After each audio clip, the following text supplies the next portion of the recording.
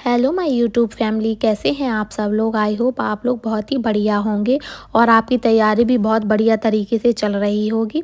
तो स्वागत है आपका अपने YouTube channel Smita the smile पर। मैं स्मिता लेकर आ गई हूँ आपके लिए कुछ नए क्वेश्चंस की सीरीज जो आपकी तैयारी में चार चांद लगा देगा, जो आपकी तैयारी को और भी आगे बढ़ाएगा और जिससे आपको पता चलेगा कि आपकी तैयारी किस तरीके से चल रही है, कौन से टॉपिक हैं जो आपसे छूट रहे हैं, जो आपसे नहीं बन रहे हैं।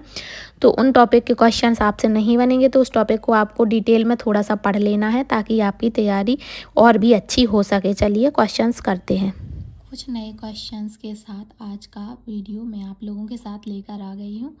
तो इसमें भी इस तरीके से क्वेश्चंस लाई हूँ ताकि आपको कोई भी प्रॉब्लम ना जाए। अपने आपके एग्ज़ाम में नए नए क्वेश्चंस नए नए टॉपिक से लेकर आ रही हूँ और आपके तैयारी को और आगे बढ़ाने के लिए आप वीडियो को ज़रूर ज्वाइन करिए, शेयर करिए वीडियो को अपने फ्रेंड्स के साथ ताकि आप लोगों को बहुत ही हेल्प मिल सके। चलो टाइम वेस्ट ना करते हुए वीडियो को स्टार्ट करते हैं। और जैसे कि मैं वीडियो में बता चुकी हूँ कि अगर आप क्वेश्चंस अटेंड करते जाएंगे और क्वेश्चंस आपकी आंखों से होकर गुजरते जाएंगे एक दो बार, तो ऐसा नहीं है कि आपसे पेपर में नहीं बनेंगे। वो क्वेश्चन आएंगे तो आपसे ज़रूर बन जाएंगे। तो आप बिल्कुल भी टेंशन मत लीजिए, पैनिक मत होइए। जितना भी टाइम है उसमें प्रैक्टिस करते रहिए और प्रैक्टिस करने से ही आपका इम्प्रूवमेंट होगा और आपसे पेपर में बहुत अच्छा आप परफॉर्म कर पाएंगे। चलिए क्वेश्चंस में आगे बढ़ते हैं। क्वेश्चन नंबर पहला है, निम्नलिखित में से किसमें एल्ब्यूमिन पाया जाता है। जो एल्ब्यूमिन है वो किस में पाया जाता है, बालों में, गेहूं में, अंडे में या फिर दालों में। तो बताना है आपको कि एल्ब्यूमिन है जो वो किस चीज़ में पाया जाता है, बताइए। तो मैं बता देती हूँ आपको इसका राइट आंसर। इसका राइट आंसर ऑप्शन सी है, अंडे में। जो एल्ब्यूमिन है वो अंडे में सर्वाधिक पाया जाता है। ऑप्शन सी इसका राइट आंसर हो जाएगा। नेक्स्ट क्वेश्चन पर बढ़ते हैं। नेक्स्ट क्वेश्चन है, SEM का पूर्ण रूप क्या है। जो SEM दिया गया उसका फुल फॉर्म पूछा गया है। तो ये तो एकदम रट्टाफिकेशन वाला क्वेश्चन है, रटना पड़ेगा इसको। और कई सारे क्वेश्चंस ऐसे होते हैं जिनका फुल फॉर्म पूछा जा सकता है, तो ऐसा एक ना एक क्वेश्चन जरूर आएगा जिसका फुल फॉर्म पूछा जाएगा। तो आपको इनको एकदम से रट लेना है बढ़िया तरीके से ताकि आप भूल ना पाएँ। कुछ ना कुछ कीवर्ड ढूंढकर आप उसको रट सकते हैं और ऐसे ही कीवर्ड बनाते रहिए और आप क्वेश्चंस को एकदम रट लीजिए। फुल फॉर्म वाले क्वेश्चंस को एक ना एक तो ज़रूर ही आएगा। चलिए पढ़ते हैं, सैम का फुल फॉर्म क्या है। ऑप्शन ए है शेवियर एनामिक माल न्यूट्रिशन, या हिंदी में इसको गंभीर रक्तअल्प कुपोषण कहते हैं। या फिर ऑप्शन बी है शेवियर एनामिक मदर, हाँ मदर लिखना था इधर पे। और इसको हिंदी में गंभीर रक्तअल्प माता कहते हैं। और ऑप्शन सी है शेवियर एक्यूट मलेरिया, तो गंभीर तीव्र मलेरिया। या फिर डी है शेवियर एक्यूट माल न्यूट्रिशन, गंभीर तीव्र कुपोषण। इसमें पूछा गया है सेम का। तो सेम का राइट आंसर जो होगा इसका फुल फॉर्म शेवियर एक्यूट माल न्यूट्रिशन यानी गंभीर तीव्र कुपोषण को सेम शॉर्ट में कहते हैं। ऑप्शन डी इसका राइट आंसर हो जाएगा। नेक्स्ट क्वेश्चन पर बढ़ते हैं। नेक्स्ट क्वेश्चन है, निम्नलिखित में से कौन सा विटामिन हार्मोन का काम करता है। ये इस क्वेश्चन में पूछा गया है कि वह कौन सा विटामिन है जो हार्मोन्स का भी काम करता है, हार्मोन का की तरीके से भी काम करता है। Option A vitamin C, option B है vitamin D, option C vitamin E या फिर ऑप्शन डी विटामिन बी। तो बताना है फटाफट से कि vitamin C, vitamin D, vitamin E या विटामिन बी में से कौन सा विटामिन है जो हार्मोन्स का काम करता है। तो इसका राइट आंसर ऑप्शन बी होगा। विटामिन जो डी है वो हार्मोन्स का काम करता है। तो जो एक हार्मोन्स के तरीके से काम करता है वह विटामिन डी है। ठीक है फ्रेंड्स, तो चलिए नेक्स्ट क्वेश्चन पर पढ़ते हैं। नेक्स्ट क्वेश्चन है, अग्नाशय की कौन सी कोशिकाएं इंसुलिन का उत्पादन करती हैं। पूछा जा रहा है कि अग्नाशय जो है उसकी कौन सी कोशिकाएं हैं जो इंसुलिन का उत्पादन करती हैं। पैंक्रियास की कोशिकाओं के बारे में पूछा गया है। ऑप्शन ए अल्फा कोशिका बीटा कोशिकाएं, ऑप्शन बी अल्फा कोशिकाएं, ऑप्शन सी लेडिंग कोशिकाएं और ऑप्शन डी इंटरस्टिशियल कोशिकाएं। बीटा कोशिकाएं, अल्फा कोशिकाएं, लेडिंग कोशिकाएं या इंटरस्टिशियल कोशिकाएं, ये पूछा गया है पैनक्रियाज की में इंसुलिन का उत्पादन करने वाली कोशिका के बारे में। तो इसका राइट आंसर ऑप्शन ए हो जाएगा। जो बीटा कोशिकाएं हैं वो पैनक्रियाज में इंसुलिन बनाती हैं, ठीक है। तो इसका राइट आंसर ऑप्शन ए हो जाएगा। नेक्स्ट क्वेश्चन की ओर बढ़ते हैं। नेक्स्ट क्वेश्चन है, निम्नलिखित में से किसके अनुचित कार्य में मानव में माइक्सेडेमा की स्थिति उत्पन्न हो जाती है। मतलब जो ये 4 ऑप्शन दिए गए हैं उनमें से कोई एक ऐसा है जिसका सही तरीके से कार्य ना करने पर व्यक्ति के अंदर माइक्सेडेमा की स्थिति उत्पन्न हो जाती है। तो एड्रिनल ग्लैंड के सही तरीके से वर्क ना करने पर, या फिर पैनक्रियाज के सही तरीके से वर्क ना करने पर, या फिर थायराइड ग्लैंड का सही तरीके से कार्य ना करने पर, या फिर लीवर है उसका डायरेक्ट सही वे में कार्य ना करने पर मानव में मैक्सिडिमा की स्थिति उत्पन्न हो जाएगी, ये पूछा गया है। तो इसका राइट आंसर बताना है। तो इसका right answer option C thyroid gland है, जो वो वही है जो इसका सही तरीके से जो वर्क नहीं करेगी तो मानव में माइक्सेडेमा की स्थिति आ जाएगी, ठीक है। तो इसका राइट आंसर ऑप्शन सी हो जाएगा, ऑप्शन सी थायराइड ग्लैंड, ठीक है। नेक्स्ट क्वेश्चन पर बढ़ते हैं। नेक्स्ट क्वेश्चन है, आयुष्मान भारत योजना या प्रधानमंत्री जन आरोग्य योजना जो है उसमें कितने रुपए का स्वास्थ्य बीमा देती है। जो आयुष्मान भारत योजना है या फिर प्रधानमंत्री आरोग्य योजना के नाम से जो योजना चलती है वह कितने रुपए का स्वास्थ्य बीमा देती है, ये पूछा गया है। 1 लाख रुपए का, 5 लाख रुपए का, 2 लाख रुपए का या फिर 4 लाख रुपए का। तो बताना है कि प्रधानमंत्री जन आरोग्य योजना में जो बीमे की राशि है वह कितनी है। तो इसका राइट आंसर ऑप्शन बी हो जाएगा, 5 लाख रुपए। 5 लाख रुपए की जो राशि है वह प्रधानमंत्री जन आरोग्य योजना में दी जाती है और यह स्वास्थ्य विभाग की सबसे बड़ी योजना है। तो फ्रेंड्स, इस तरीके के और भी क्वेश्चंस हैं। अभी मैं आगे बढ़ूंगी वीडियो में, पर मैं आपको इतना बता देना चाहती हूँ कि अगर आपको वीडियो अच्छा लग रहा है तो आप वीडियो को लाइक ज़रूर कर दीजिए, ताकि मुझे भी मोटिवेशन मिले कि मेरा वीडियो जो मैं बना रही हूँ, जिस मोटिव से मैं बना रही हूँ, क्या वो मोटिव मुझे मिल रहा है या नहीं। तो मुझे इस तरीके से मुझ में भी ये आएगा कि मैं सही तरीके से और किसी की हेल्प कर रही हूँ, तो और भी अच्छे अच्छे क्वेश्चंस लाने की कोशिश करूँगी। और फ्रेंड्स, इसमें बहुत मेहनत लगती है, जगह जगह से क्वेश्चंस ढूंढ कर लाने पड़ते हैं आपके लिए, ताकि आपको कुछ ऐसी प्रैक्टिस हो जाए जो फाइनल एग्ज़ाम में आपको हेल्प कर सके। और आपको इन क्वेश्चंस से बहुत ही हेल्प ज़रूर मिलेगी। आप देखिएगा, आपको अगर हेल्प ना मिले तो फिर बाद में कहिएगा। आपको इसी से रिलेटेड क्वेश्चन आएंगे और अगर ये क्वेश्चंस आप बार बार 1-2 बार रिवीजन कर लेंगे तो आपको ऐसा नहीं है कि ये क्वेश्चन नहीं बनेंगे। आपको इसको रटने की कोई ज़रूरत नहीं है, आप सिर्फ 1-2 बार पढ़िए। अगर आपकी आंखों से वो क्वेश्चंस गुजर जाएंगे तो आपको फाइनल एग्ज़ाम में ज़रूर बन जाएंगे। और फिर ये भी आपको इतना तो समझ में ज़रूर आएगा कि ये टॉपिक क्या है, इस टॉपिक से मैंने क्वेश्चंस पढ़े हैं। हाँ, इस टाइप से क्वेश्चंस आ सकते हैं, ठीक है फ्रेंड्स। तो चलिए वीडियो में आगे बढ़ते हैं नेक्स्ट क्वेश्चन की तरफ। जो नेक्स्ट क्वेश्चन है वो है 7th नंबर क्वेश्चन, भारत में जेई वैक्सीन की शुरुआत कब हुई थी। जो जेई वैक्सीन है उसकी शुरुआत भारत में कब हुई थी। जेई का फुल फॉर्म जान लेते हैं, जापानीज़ इंसेफेलाइटिस इसका फुल फॉर्म है जेई का।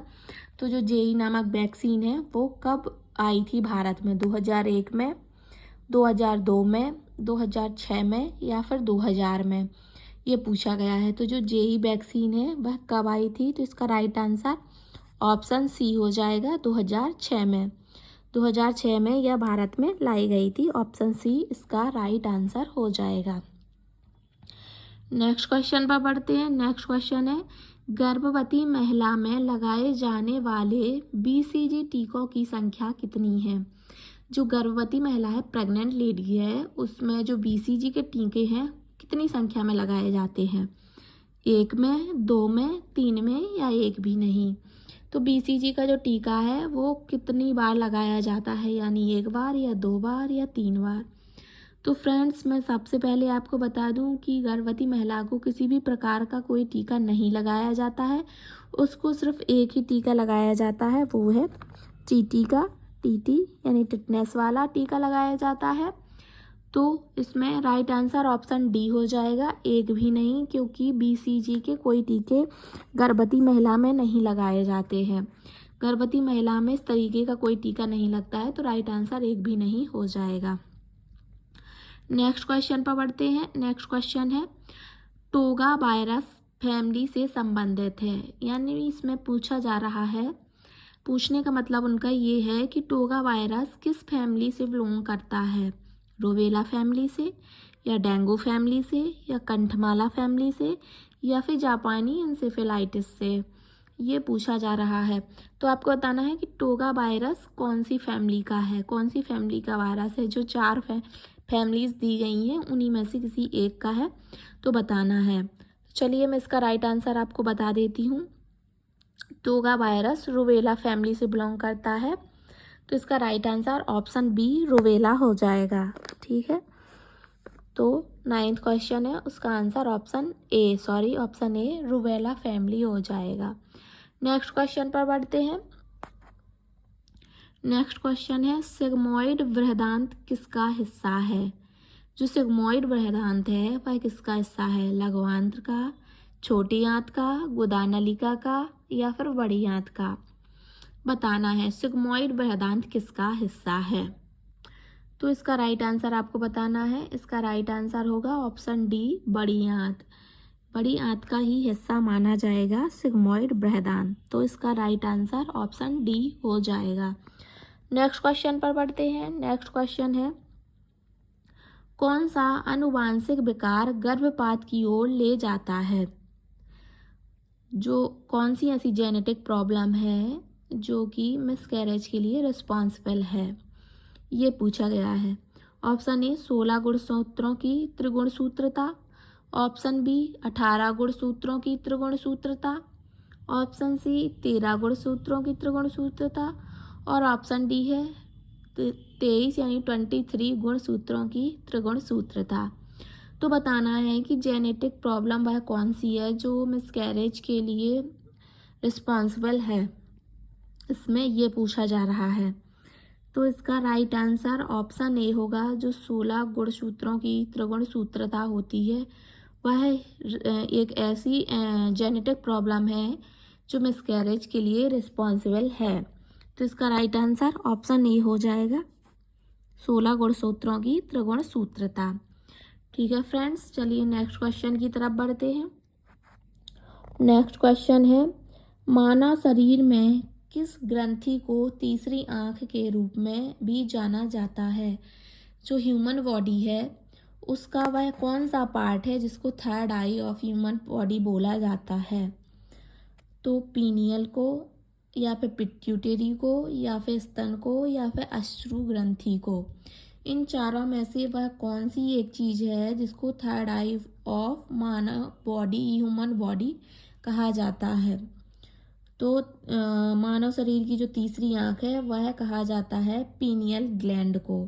ठीक है, तो पीनियल को यानी ऑप्शन ए इसका राइट आंसर होगा।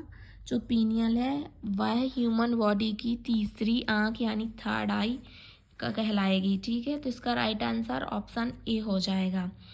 नेक्स्ट क्वेश्चन पर बढ़ते हैं। नेक्स्ट क्वेश्चन है serum institute of India limited के अध्यक्ष कौन है। जो सीरम इंस्टीट्यूट ऑफ इंडिया है जो कोविड के टाइम पर बहुत ही फेमस थी, जिसने कोविड की वैक्सीन बनाई हुई थी, उसके अध्यक्ष के बारे में पूछा गया है। तो बताना है कि सीरम इंस्टीट्यूट ऑफ इंडिया के जो अध्यक्ष हैं वो कौन है।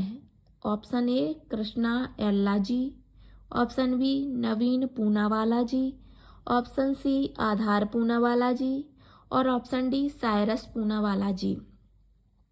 चलिए फ्रेंड्स, फटाफट बताइए कि जो Shri Ram institute of India है उसके अध्यक्ष कौन हैं।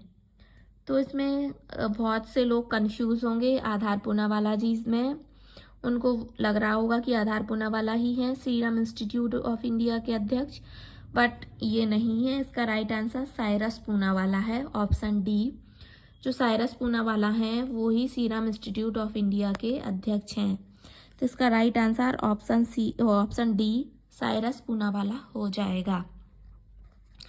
नेक्स्ट क्वेश्चन पर बढ़ते हैं। नेक्स्ट क्वेश्चन है श्वेत ग्रंथि के अंतर्गत आती है। जो श्वेत यानी वाइट ग्लैंड है, श्वेत ग्लैंड है, वह कौन सी ग्लैंड के अंतर्गत आती है? ऑप्शन ए बहिःस्रावी ग्रंथि, ऑप्शन बी अंतःस्रावी ग्रंथि, ऑप्शन सी मिश्रित ग्रंथि और ऑप्शन डी इनमें से कोई नहीं। तो बताना है कि श्वेत ग्लैंड बहिःस्रावी ग्रंथि यानी एक्सटर्नल ग्लैंड है, या फिर अंतःस्रावी यानी इंटरनल ग्लैंड है, या फिर मिश्रित ग्रंथि यानी मिक्स्ड ग्लैंड है, या फिर कोई भी नहीं है। तो इसका राइट आंसर ऑप्शन ए हो जाएगा। यह बहिःस्रावी ग्रंथि यानी एक्सटर्नल ग्लैंड के अंतर्गत आती है। फ्रेंड्स, तो आज की वीडियो और आज की क्लास का ये लास्ट क्वेश्चन था, और ऐसे ही क्वेश्चंस बहुत सारे मैं आपके लिए लाऊंगी और आपकी तैयारी को और भी बेहतरीन बनाने की कोशिश करूंगी। तो आप चैनल पर नए हो तो चैनल को सब्सक्राइब कर लीजिए और बेल आइकन प्रेस करना बिल्कुल भी मत भूलिए, क्योंकि जब भी मैं वीडियो लाऊंगी तो नोटिफिकेशन आपके पास फटाफट पहुंच जाएगा और आप फटाफट उनको करने की कोशिश करेंगे, और उनको जब 2 बार आप रिपीट कर लेंगे तो एक भी क्वेश्चन ऐसा नहीं होगा जो आपसे नहीं बनेगा। और आप इससे यह भी डिसाइड कर सकते हैं कि किस टॉपिक से आपके क्वेश्चन गलत हो रहे हैं, तो आप उस टॉपिक को बार बार पढ़ के उसको और स्ट्रॉन्ग कर लेंगे, ताकि उस टॉपिक से कभी भी कहीं से भी कोई क्वेश्चन आए आपसे फटाफट बने। ऐसा कोई क्वेश्चन ना हो जो उस टॉपिक से आपसे ना बने। इसी के लिए प्रैक्टिस करना बहुत ज़रूरी है। जितना आप प्रैक्टिस करोगे उतना आप में निखार आएगा और आपकी तैयारी और भी बेहतरीन हो जाएगी। तो आप देखना ना भूलिए स्मिता द स्माइल चैनल को, और अपने फ्रेंड्स के साथ शेयर कर लीजिए ताकि उनकी भी हेल्प हो सके, जिनको इस चैनल के बारे में पता ना हो कि यहाँ पर टॉपिक वाइज आपके सब्जेक्ट वाइज बहुत अच्छे MCQs क्वेश्चंस आ रहे हैं, और इसमें कुछ प्रीवियस ईयर क्वेश्चंस भी मैं इंक्लूड करती हूँ ताकि आपको समझ में आए कि इस टाइप से ही क्वेश्चंस आने हैं। तो आप दोस्तों के साथ भी शेयर कर लीजिए और बने रहिए ऐसे ही, और भी वीडियो का वेट करते रहिए। डेली और भी वीडियो आती रहेंगी। Thank you for watching.